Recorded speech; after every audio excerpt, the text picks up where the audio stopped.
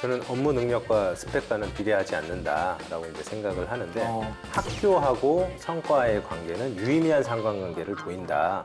3.5를 뽑겠습니까? 3.6을 뽑겠습니까? 3.7을 뽑겠습니까? 사실은 별 차이 없다는 없어요. 거죠. 그 미국에서 초중고대 초중고대를 나와서 선발 때부터 정말 고민을 많이 했습니다. 네. 저를 보고 손을 이렇게 흔들더라고 아침에. 하이.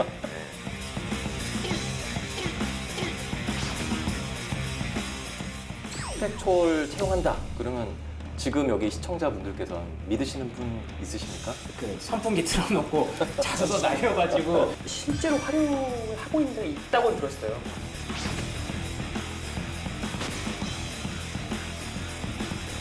저희가 스펙 얘기를 하다 보니까 정말 정신없이 달려왔는데 빠질 수 없는 코너가 있습니다. 이 스펙과 업무 능력의 관계에 있어서 최고의 신입사원 혹은 최악의 신입사원을 뽑는 시간이죠. 근데 지금 김성우 부장님이 0불 기록하고 계세요. 이 두 분은 지금 2불씩 들고 계시거든요. 불이 많이 뜨겁나요? 제가 안 받아봐가지고. 되게 좋습니다. 들고 있으면 어. 활활 타오르는 것 같고. 네. 손난로? 보기 좋아 보이긴 하더라고요. 네. 어떻게 좀 도전해 오늘 보시죠. 도전해 보시죠. 저는 뭐 그 신입사원이 있었는데 물론 이제 되게 우리나라의 그 가장 좋다고 하는 그 S모 대학교를 나왔고요. 네. 네, 나왔고 거기 경영학과 출신인데 정말 저는 일을 잘할 줄 알았어요. 근데 실제로 일을 잘하더라고요. 그 어떤 일이 있었냐면은 엑셀 그 아까 우리 그 연기도 했지만은 네. 엑셀 그 정리하는 게 있었어요. 네. 그런데 이 친구는 정말 엑셀을 너무 못했어요. 못하고 그래서 제가 좀 시간을 일부러 줬어요. 왜냐면은 이게 업무도 중요하지만은 다행히 그 좀 업무 마감 시간까지는 다행히 좀 시간이 있었고 그래서 좀 저도 가르쳐 주려는 의미로 이제 시켰는데요. 처음에는 가만히 있다가 본인이 해보더니 저한테 물어보는 거예요. 그러면서 제가 이제 가르쳐 줬는데 한 번 물어보는 게 아니라 정말 귀찮을 정도로 이거 할 때마다 계속 물어보는 겁니다. 그래서 제가 한 2시간가량 아이 옆에 붙어가지고 네. 같이 작업을 해줬습니다. 와. 제가 일을 시켰는데 제가 같이 일을 한 거예요. 결국에. 역시 좋은 근데 부장님. 네, 좋은 부장이죠. 네. 너무 좋은 것 같아요, 제가. 네.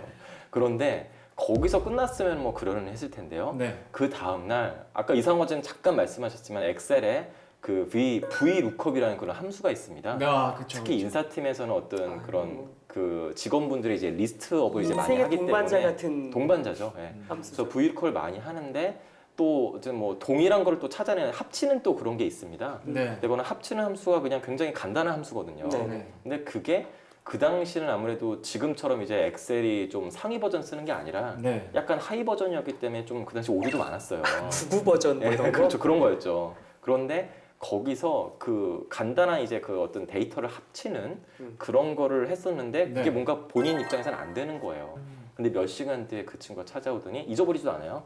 그 concatenate라는 맞아요. 함수가 있습니다. 아, 네. 근데 그거는 뭔가 강제로 이거를 다 붙이는 거예요. 붙이는 또 오류를 최소화할 수 있는 또 그런 함수가 있더라고요. 네. 그거를 어떻게 또 다른 어떤 그런 R&D하는 뭔가 엑셀 전문가를 또 아름아름해서 찾아내가지고 또 네. 물어봤더라고요. 네. 그래서 제가 그 신입사원을 높게 평가하는 이유는 정말 그 물어보는 데 있어서 정말 두려워하지 않고 또 그걸로 끝나는 게 아니라 계속 본인이 스스로 찾아서 정말 공부를 많이 했다는 것이죠. 네, 정말 대단한 신입사원이었어요. 요거는 막 그렇게 막 와 신기하다 이 정도는 아닌데 뭔가 좀 진정성이 굉장히 많이 느껴지는 네 그런 케이스였던 것 같아요. 저는 최고의 신입사원이라기보다는 네. 저도 신입사원의 기대 수준이 높지는 않았는데 네. 그 채용 홈페이지에 보면은 잡 디스크립션이라 그래서 직무에 대한 내용을 이제 쓰는 란이 있는데 그렇죠. 그걸 한번 개선해 보자라고 하는데 기계항공우주공학부 학생이었습니다. 근데 그분이 이제 인사에서 지금도 에너지 회사에서 인사 업무를 계속 하고 계시는데 별로 힌트나 뭐 이런 뭐 조언 이런 거 없이 그냥 그것만 딱 던졌는데 네. PPT 장표로 한 20장을 작성을 해서 해외 페이지를 많이 찾아왔었고 그래서 그때 한 10년, 12년 전만 해도 생각하지 못했던 동영상으로 해서 네. 직무를 소개하는 게 어떨까라고 해서 그거를 현직 담당자가 나와서 그렇습니다. 그때 동영상이 그때는 전혀 잘 안 돌아가는 그때 그런 거 거였는데 없었죠. 그때 파트장한테 직접 보고를 했었을 때 파트장이 이거 진짜 우리가 우리나라에서 한번 센세이션 일으켜 보자라고 해서 해보자라고 하는 것까지 했었고 그때 인턴을 했었는데 정규직 취업 제안까지 했었는데 본인은 인턴 받은 걸 가지고 미국에 한번 가보고 싶다. 아직 와. 미국을 한 번도 안 가봐서 그래서 그건 자기 계획이었기 때문에 정말 멋진 되게 멋졌습니다. 오 진짜 멋지네요. 같이 일하자고 하더라도 자기는 이 때에 꼭 미국을 가려고 이 인턴을 했다. 목표와 와, 계획이 멋지였어. 정확한 이미 다 거죠. 목표가 정해져 있네요. 있고 마지막으로 그 미국에서 초중고대를 나와서 선발 때부터 정말 고민을 많이 했습니다. 네. 한국어가 조금은 어눌하신데 네. 글로벌 업무에 적합하기 때문에 이 사람을 뽑자, 우리가 시각을 바꾸자라고 해서 그분을 뽑았는데 업무 태도는 정말 남아서 일을 할 정도로 태도는 되게 좋았지만 근데 좀 조직 적합성에 있어서 제가 많이 당황했던 게 저를 보고 손을 이렇게 흔들더라고 아침에. 하이. 예.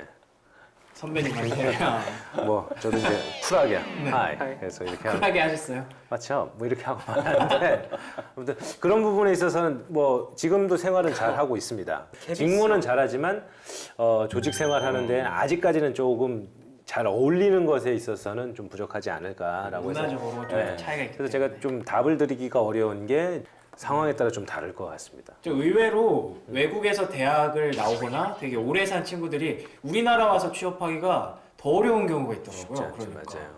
네, 훨씬 더 취업을 더 잘할 수 있을 거라고 생각을 하는데 꼭 그렇지는 네, 않다고 그렇죠. 말씀드리고 그런 시대가 있었어요.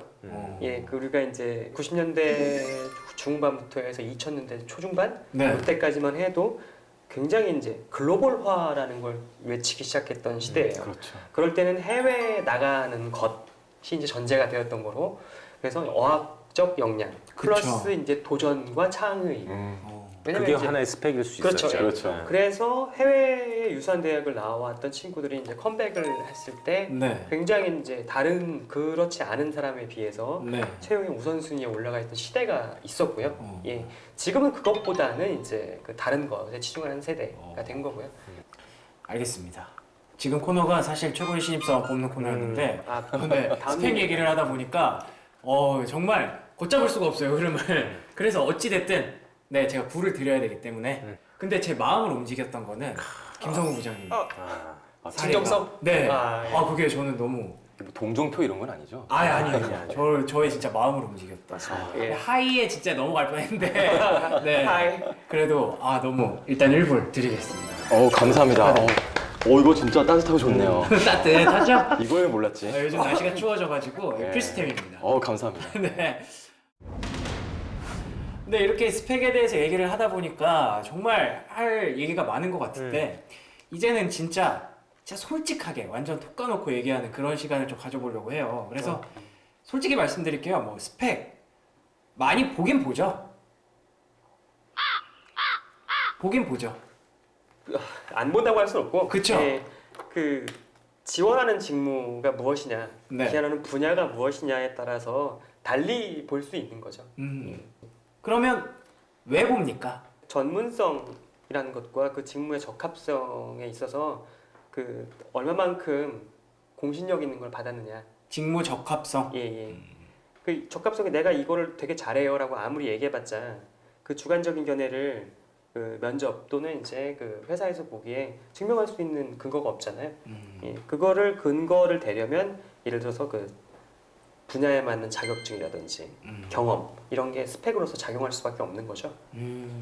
자격증과 경험. 네. 그러면 오히려 뭐 정량적인 어떤 토익 점수 몇 점이다. 뭐 아까 제가 말한 뭐 오픽 몇 등급이다. 뭐 이런 거는 크게 안 보는 건가요? 그러면? 뭐 그것도 안 본다면 거짓말인데요. 지금 네. 이상원 과장님 말씀하신 건 정말 100% 맞습니다. 그런데 저는 좀 다른 관점에서 좀 말씀을 드리고 싶어요. 이건 이거고 좀 별개의 관점으로 네. 좀 말씀을 드리고 싶습니다. 그거는 이미 몇 년 전부터 이렇게 스펙 초월 아까도 얘기했지만 네. 스펙 초월 채용한다. 그러면 지금 여기 시청자분들께서는 믿으시는 분 있으십니까? 저는 없다고 봅니다. 없죠. 네, 아무도 없다고 절대 봅니다. 없죠. 그런데 재밌는 거는 기업에서는 스펙 초월 채용을 하기 위해서 정말 노력을 하고 있고요. 그럼에도 불구하고 결과론적으로는 어쩔 수 없이 스펙으로 채용해야 되는 경우가 굉장히 많습니다. 왜냐하면 스펙을 봐도 비슷비슷하고요. 뭐 3.5, 3.6, 3.7, 3.4 그게 저는 크게 차이 난다고 생각하지 않거든요. 차이 기업에서는. 없어요. 네. 그리고 뭐 어학 점수 뭐 좋습니다. 뭐 토익 뭐 800 몇 점, 900 몇 점. 결국에는 뭐 레벨 한두 단계 차이거든요. 네. 그렇죠. 그리고 자소서는 어떻습니까? 거의 천편일률적으로 똑같습니다. 아 그래요. 면접을 받습니다. 면접도 다 똑같습니다. 그럼 어떻게 해야 될까요? 기업에서는 사람을 예를 들어서 100명을 뽑아야 되는데 다 똑같아요. 그리고 어느 정도 수준을 뽑아야지 이제 회사가 돌아가요. 네. 그러면 100명을 뽑아야 돌아가는데 실질적으로는 70명 정도밖에 못 뽑습니다. 기업에서는. 그 이유가 뭐냐면 다 똑같기 때문에. 그래서 매력이 없어. 그 70명도 좋아서 뽑는 건 아니에요. 아 진짜. 그냥 어쩔 수 없이 돌아가야 되니까 뽑는데 그게 똑같기 때문에 어쩔 수 없이 최후의 어떤 스펙을 보게 되는 경우가 굉장히 좀 많다. 왜냐면 이미 훈련이 어느 정도 되어 있는 굉장히 많이 상태라서. 되어 있고요. 예. 그럼 여기서 답이 나오죠. 어떻게 해야 될까요? 뭔가 다른 지원자는 뭔가 다른 스펙과 다른 무언가를 해야 되겠죠. 그거 뽑아내야지. 네. 자 그러면 이런 얘기도 있어요. 스펙을 서류 프로그램을 돌려서 다 걸러버린다. 거기서 뭐 옛날에 이런 얘기도 있었잖아요. 뭐 그 선풍기 틀어놓고 자소서 날려가지고 멀리 가는 거부터 한다. 뭐 이런 얘기도 있었는데, 그러니까 요즘은 컴퓨터로 프로그램으로 돌려서 다 잘라버린다. 실제 사실입니까? 부분적으로는 사실입니다. 그런데 그게 정말 스펙을 해가지고 다 잘라버린다는 아니고요. 네. 근데 그 스펙이라고 소위 우리가 생각하는 그 스펙이라는 게 굉장히 그 기준이 낮습니다. 정말 최저로 이 사람이 어느 정도 성실도를 보였느냐. 아 그 자르는 기준. 그렇죠. 그리고 어느 정도 그냥 뭐 영어라고 한다면 영어는 그래도 조금이라도 공부를 했느냐. 사실은 그 정도 수준이죠. 거기서 이제 어느 정도, 왜냐면 예를 들어서 뭐 어떤 뭐 남자라면은 뭐 군입대가 군대를 이제 제대하고 나서 뭐 해외 여행에 결격 사유가 없는 사람이어야 되는데 네. 그렇죠. 뭐 그렇죠. 군대를 뭔가 안 갔다 온 사람이 지원을 했다던가 그러면 안 되겠죠. 아, 그런 최저 기준으로 해서 이거를 거른 다음에 그 정도 수준에서. 그 다음으로 서류 전형하는 기업들이 대부분이라고 보시면 되겠습니다. 그 IBM 지난번에 ACR 컨퍼런스 한번 갔다 왔는데 IBM IBM 얘기를 하더라고요. 네. 그 담당 상무가 나오셔가지고 말씀하시는데 이제 AI와 빅데이터를 멀지해서 그걸 가지고서 이제 그 이 사람이 갖고 있는 그 뭐 진정성, 관심도, 뭐 역량의 정도 이런 것도 종합적으로 판단하는 이런 툴을 만들어서 이게 어떻게 워킹하는지 좀 얘기를 해주시더라고요. 근데 그렇게 얘기를 하긴 했는데 그 실제로 활용을 하고 있는 데가 있다고 들었어요. 그리고 아 이제 진짜요? 그 상품 패키지에 대해서 IBM에서 영업 활동을 하고 뭐 이렇게 하고 있던 모양이고 네. IBM 내부적으로도 그걸 파일럿 테스팅을 하고 있었던 모양인데 그건 얼만큼 실제적으로 활용하고 있는지는 저도 잘 모르겠네요. 예. 그 기법 자체가 존재하고 있긴 해요. 다만 문제가 뭐냐면 그 AI라는 것도 다 가르쳐야 된다는 그렇죠. 거예요. AI를 우리가 가르쳐야 돼요. 근데 그게 정말 어렵겠죠. 근데 제가 들은 거는 제가 할 때 10년, 15년 전에는 오히려 더 심했다라고 많이 들었었고요. 지금 아까 제가 말씀드린 것처럼 네. 직무에 대한 게 있는데 학교별로 등급을 나누거나 점수를 주거나 하는 거는 제가 들어본 경우는 많습니다. 과거 얘기를 이렇게 계속 해주시니까 뭐 그렇게 들리는데 뭐 요즘은 그럼 학벌 같은 것도 뭐 별로 그렇게 크게 영향을 안 미치나요? 아무래도 블라인드 면접이 요새는 좀 많이 이제 네. 그 유행이 되다 보니까 네. 그 유행이라는 것은 이미 지금 이번에 올해 새 정부가 들어서면서 네. 예, 아예 이제 공기업들은 블라인드 면접을 하겠다라고 아예 공표를 하고 현재 지금 진행 중에 있잖아요. 네. 예, 그래서 근데 또 재밌는 거는 일반적인 사기업들도 뭐 제가 이제 재직했었던 그런 사기업들도 사실은 이제 말만 블라인드라는 말을 안 썼을 뿐이지 네. 오래전부터 이미 수년 전부터 블라인드 면접을 계속 해오고 있었습니다. 네. 그러면은 이런 경우들이 있어요. 왜 신입으로 지원을 하려고 신입으로 공고를 띄워놓고 경력 사항을 쓰시오. 아니 뭐 사실 이런 경우라고 말씀드릴 것도 아니고 항상 써 있습니다. 항상 있어요. 이런 거는 도대체 뭘 써야 되는 건가요? 경력사항 같은 경우에는 신입한테 제가 뭐 인턴십도 말씀드렸지만은 네. 정말 무슨 걸 얼마나 했느냐에 대한 기대는 없습니다. 단지 그 경력사항이라 함은 내가 해당 직무에 대해서 얼마나 관심 있게 어떤 그 직무 관련된 경험을 해봤느냐. 근데 그거는 인턴십이나 아르바이트가 아니더라도 상관없습니다. 정말로 어떤 해당 직무에 대해서 필요로 하는 요건이 있을 거 아닙니까? 예를 들어서 어떤 영업 직무다. 네. 그럼 영업 직무라 하면 뭔가 거기서 필요한 어떤 그런 역량이 있을 거잖아요. 예를 들어 뭐 커뮤니케이션 능력이 있다거나 영업을 하기 위해서요, 그 회사에. 네. 그렇다면 본인이 어떤 이런 커뮤니케이션을 잘했던 어떤 그런 경험, 물론 정말 완전히 동떨어진 그냥 내가 원래 뭐 회장인데 잘해가지고 커뮤니케이션 잘했어요 이렇게 하면 안 되겠죠. 해당 직무에 내가 관심이 있다는 것을 보여줄 만한 그런 커뮤니케이션 능력적인 그런 경험을 쓰라는 얘기고요. 뭔가 어디 인턴십 했던 경험, 어디서 경험이라고 하니까 항상 어디서 내가 어떤 보수를 받고 뭔가 이제 삐까뻔쩍하게 뭘 내세울 만한 경험, 다들 이렇게 생각하시는데 네, 그렇죠. 예, 그런 건 아니란 얘기입니다.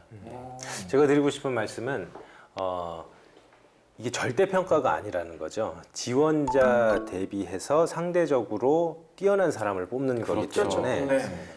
이 스펙이 맞아. 나는 근데 다 저희가 얘기한 대로 다 쓰고 했는데 왜 떨어졌냐라고 물어보신다 그러면 상대적인 것 같습니다. 네, 거기 플러스 알파가 분명히 누군가는 있으셔서 그분이 선발이 되는 거지. 다 요건을 갖춘다라고 해서 그럼 다 뽑혀야 되는 건 아니기 때문에 네. 그런 희소성도 있는 거고요. 정확한 그래서 말씀이십니다. 자기가 지원을 했을 때 난 이런 요건을 다 갖췄는데 왜 떨어질까가 아니라 그 판단했을 때 그 사람보다 하나의 더 경험, 하나의 더 잠재력적인 역량을 가진 사람이 있었기 때문에 그 사람이 선발되는데 분명 그 사람은 나보다 스펙이 좋을 거야 라고 생각하실 수는 있으실 것 같아요. 그러네요. 그렇죠. 네. 근데 그건 아니라는 거죠. 아까 말씀드린 맞습니다. 것처럼 상대적으로 플러스 알파, 차별화되는 무엇, 그리고 그 사람이 보지 못했던 하나, 왜냐하면 회사에 들어오는 상황을 가정을 해보면 저도 오늘 그 같이 일하시는 분한테 보고서를 잘 쓰는 법에 대해서 얘기를 하고 왔지만 네. 논리적이어야 되고 제목을 잘 뽑아야 되며 Y를 써야 되고 이슈와 문제점을 구조화해서 최종적인 결론을 내야 되는 건데 이게 쉽지가 않습니다. 아, 어렵죠. 예. 근데 예를 들어 이런 상황이 있는데 저희가 이거는 채용이든지 평가 보상이라고 하는 모든 기능에 있어서 다 필요한 능력이거든요. 그럼 공통 역량이라고 부를 수는 있습니다. 그런데 채용을 하는 사람은 대외적으로 나서야 되기 때문에 좀 활발하고 그렇죠. 말도 잘하고 해야 되는 부분인데 저희가 이 두 가지 요소만 지금 얘기를 하는데 네. 그 위에 조직 분위기도 있고 동기 적합성도 변수가 있어서 많죠. 아무리 스펙이 좋더라도 여기에 맞는지를 이제 보는 거죠. 아, 이 속에 어떤 요소가 있으신지는 모르실 수가 있을 수가 것 없죠. 같습니다. 그 메커니즘을 어떻게 알아? 그러다 보니까 뭐 스펙이 좋아야 되고 영어 잘해야 되고 중국어 잘해야 되고 학점 높아야 되는데 저희가 또 보는 뷰는 그건 어떻게 보면 좀 아까 말씀하신 커트라인 중간 그렇죠. 정도만 하신다라고 하면 차별적인 변별력은 좀 없을 것 같습니다. 어떤 회사는 좀 조직 문화적인 측면을 또 보기도 하고요. 어떤 회사는 좀 커뮤니케이션 쪽에 더 중점을 두기도 하고 이렇게 좀 굉장히 복합적으로 요소가 작용한다고 보시면 됩니다. 너무 달라? 예, 많이 틀립니다. 또 이러다 보니까 제가 아까 말씀드렸던 것처럼 다다익선 다 쓰고 보는 거죠. 그런 경우들이 오히려 취준생한테 더 많이 나오는 것 같아요. 그걸 하지 말아야 되는 이유에 대해서 제가 설명해드렸던 것 같아요. 네, 그렇죠. 그래서 참 여기에서 중간을 잡기가 굉장히 힘들 쉽지 것 않죠. 같고, 그 이력서의 틀도 약간은 취준생들이 보기엔 좀 그래요. 아까 제가 경력에 대해서 말씀을 드렸지만 왜 꼭 그런 뭐 인턴이라든지 뭐 그런 걸 안 써도 되고 네. 그 직무에 적합한 어떤 경험을 써도 된다라고 하셨잖아요. 네. 근데 거기에 보면 막 뭐 연봉 얼마 받았니? 그 언제 퇴사했니? 퇴직한 사유는 뭐니? 이렇게 써 있으니까 사실 그렇게 쓰기 겁나는 거예요. 아, 이거는 진짜 회사에 관련된 그런 걸 쓰라는 거구나. 그래서 좀 이력서도 어떻게 좀 많이 바뀌고 있는지 좀 네. 궁금하거든요. 지금 이미 좀 많이 엄청 바뀌었죠. 많이 네. 바뀌었고요. 네. 뭐 엘모 그룹에서는 이미 몇 년 전부터 이력서에 뭐 학점을 아예 없앴고요. 또 특정 직무에 대해서는 그 직무 관련된 전공 학점만 기재하도록 했습니다. 그리고 아예 영어 점수조차도 쓰지 않게 했고요. 근데 다만 어떤 그 해외 마케팅이라든지 영어가 중요한 그런 직무에 대해서 한해서만 영어 점수를 하기도 하고요. 또 H모 그룹은 아예 한 자소서의 그 이력서 항목에서 한 거의 15가지 항목을 아예 삭제했습니다. 예. 그리고 뭐 또 그 S모 그룹은 네. S모 그룹은 계속 추세적으로 계속 자소서 비중을 계속 늘리고 있고요. 아. 예, 아예 어학 점수는 없애도 이런 경우도 있고요. 그래서 계속 회사에서는 정말로 어떻게 하면 스펙 외적인 것을 볼 거냐, 어떻게 하면 직무에 더 치중할 것이냐, 이렇게 계속 그 자기소개서의 그 이력서죠. 이력서 항목을 변화하고 있습니다. 폼 자체가 많이 바뀌었어요. 이거는 이제 글로벌 추세랑도 똑같은데요. 글로벌에서는 이미 사실은 사진조차도 안 넣는 곳이 많아요. 예, 왜냐면 사진은 필요 없다는 거죠. 우리 사진 안 넣기 시작한 지 얼마 안 됐잖아요. 그래서 사진도 지금 안 넣는 기업들이 굉장히 많습니다. 우리나라에서도요. 네. 또 이전에는 저 때만 하더라도 가족상 부모님은 뭐 하시나, 뭐 직업이 뭐냐 이런 게 다 있었었어요. 네. 근데 지금 이런 것조차도 없고요. 당연히 뭐 선진 그 해외 글로벌에서는 그런 거 하면 완전히 이거는 이제 그 매장이죠. 매장이고 이제 고소를 당합니다. 네. 바로 법률 소송 인권 당합니다. 침해로. 예, 그래서 그렇게 좀 더 스펙이 아닌 다른 역량을 보기 위해서 지금 계속 이런 이력서 항목들이 변화하고 있다. 이렇게 보시면 되겠습니다. 많이 서구화되고 있는 그렇죠. 것 같아요. 네. 그렇게 보면. 그러면 이렇게 바뀌어 가고 있는 이런 이력서 틀에서 내가 직무 적합성을 어필을 해야 되잖아요. 그러면 어떻게 방법, 꿀팁 이런 거 없을까요? 제가 그 인사팀으로 이제 선발했던 그 자기 소개서 중에 연극을 한 신입사원이 연극이요? 있었어요. 본인이 이제 연극에 관심이 있어서 오. 연극을 뭐 대학교 내내 동아리 활동처럼 활동을 했고, 네. 근데 거기서 풀어냈던 게 본인이 이제 선발을 하는 이유에 대해서도 적어놨었고, 연극이라고 하는 게 가면을 쓰고 다른 사람의 입장에서 행동을 해보는 그런 용어 자체가 인사 업무를 할 때는 저희가 기본적으로 인터뷰하고 그 사람 얘기를 듣고 문제점을 알고 그걸 제도화하고 하는 업무를 하는데 거기에 적합하게 이제 썼다는 거죠. 근데 인턴 경험이라고 하는 게 꼭 직무에 적합한 경험이 아니더라도 하나의 사물을 보고 다른 거를 발견해내는 능력이라든지 좀 집중하는 능력. 근데 그런 걸 읽어보면 남다른 용어일 수가 있습니다. 근데 하나의 경험을 가지고 자소서 4-5개를 다 채우기에는 그쵸. 이 사람이 정말 그렇죠. 이 직무 적합한 건가. 근데 처음에 일견 연극을 했어.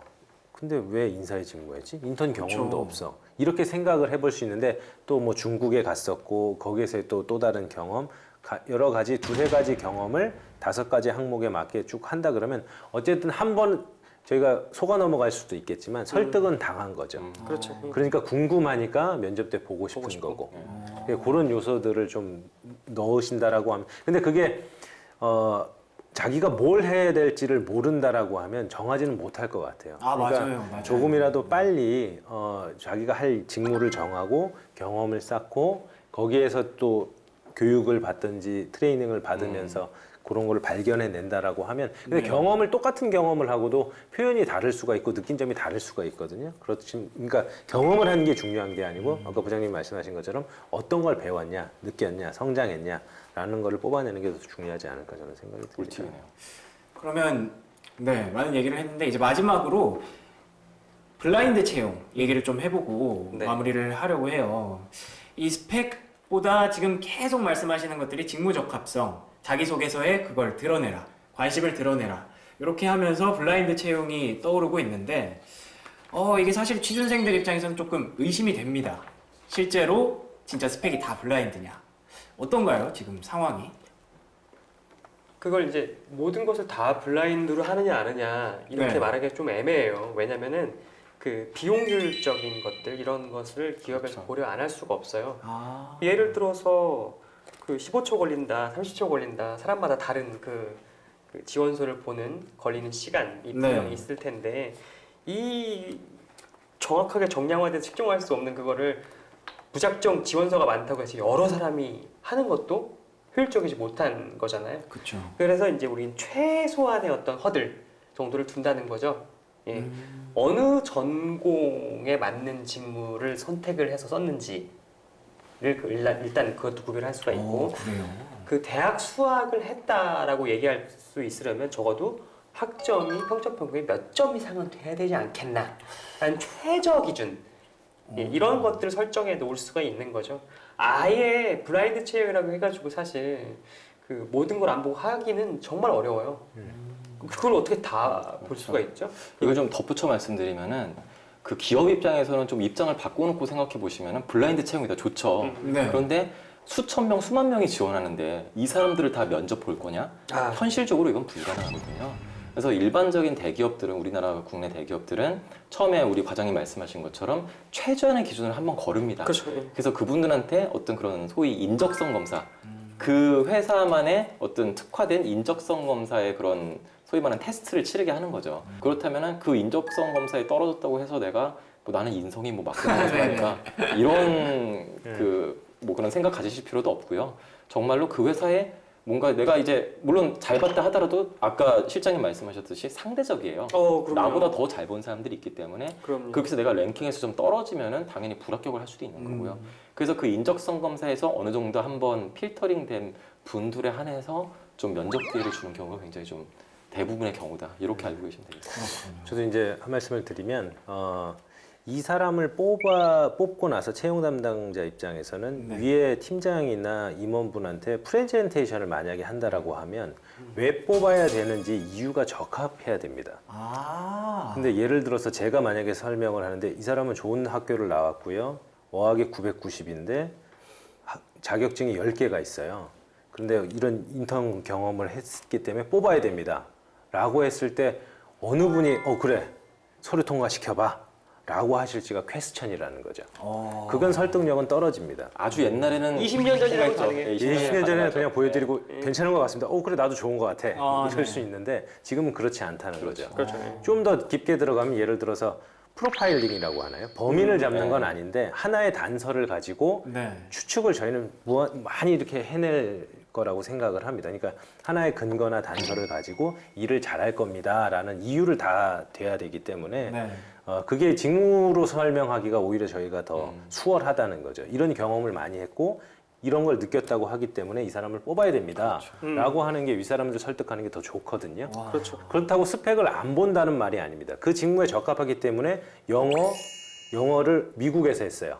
저희가 지금 글로벌 진출해야 되잖아요. 이 사람이 적합한 것 같습니다. 더 설득력이 있을 거라고 생각합니다. 그렇죠. 단순히 토익 960이기 때문에 영어 되게 잘할 것 같아요. 그럼 바보라고 합니다. 그렇죠. 그 사람한테 채용 맡기면 안 되는 거죠. 큰일 나죠. 그렇죠. 그래서 그런 기준으로 좀 놓고 보신다 그러면 오히려 이해하기가 더 수월하지 않을까 이런 생각을 해봤습니다. 알겠습니다. 스펙 때문에 고민이 많은 취준생들이 저도 그렇지만요. 정말 많을 것 같아요. 여러분들도 다들 이해하고 계실 거라고 믿고. 근데 오늘 이 세 분의 얘기를 많이 들어보셨다면 그 고민이 조금은 해소가 되지 않았을까 그렇게 생각을 해봅니다. 세 분 오늘 함께 해주셔서 또 좋은 말씀 많이 해주셔서 진심으로 다시 한번 감사드리고요.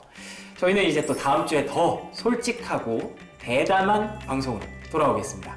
시청자 여러분 고맙습니다. 고맙습니다.